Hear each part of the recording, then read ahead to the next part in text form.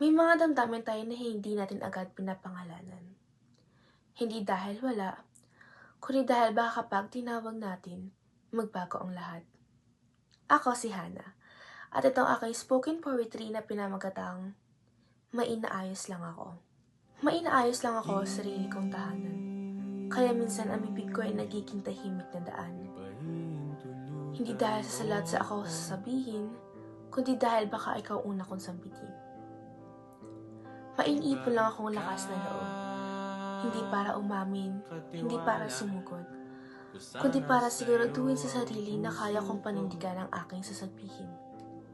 Hindi ito tungkol sa kahit na sino, kaya wag mong itanong kung sino yun. Pero kung sakaling pamilyar ang tunog, baka damdaming ayaw pang buksan ng pinto. May mga salitang pila nasa dulo ng dila. Handa nang lumabas, naghihintay ng senyales na tama. Pero kapag ikaw na ang harap sa harapan, nagiging bulong ang lahat, nagatago sa isipan. May mga araw na sinasabi kong, okay lang naman, pero iba ang okay na may bigat na pasan. Ngiting marunong magkunari sa ilaw, kahit sa loob may tanong na sumisigaw. Hindi kita iniisip palagi, sabi ko. Sakto sa pagitan ng kanta at anino. Sa katahimikang maiingay ang isip ko, bigla kang dumarating, hindi inimbita, pero gusto. Parang notification na hindi ko hinintay. Kahit i-ignore, paulit-ulit bumabalik. Ganon ka pumasok sa araw ko. Hindi planado, pero ramdam na ramdam ko.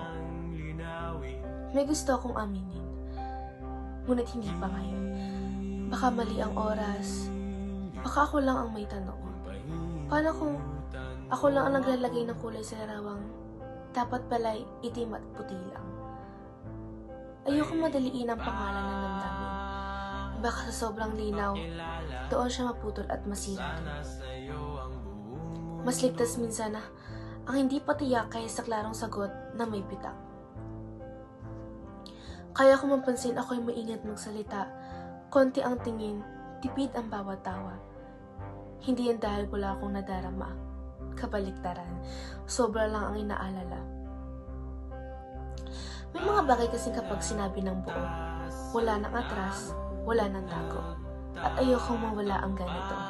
Yung pagitan ng hindi pa at pwede pa siguro.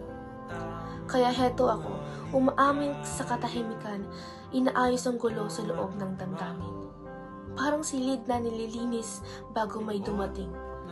Lahat ay liligpit, ikaw lang ang hindi kayang alisin. At kung sakaling itanong mo kung bakit parang may inaayos ako palagi, ngingiti lang ako, tatango at sasabihin, wala lang to, may inaayos lang ako. Pero sa loob-loob ko, malinaw ang hantungan, umaasang darating ang tamang pagkakataon na hindi na to ensayo o salitang bitin, kundi isang totoo na kaya ko nang banggitin.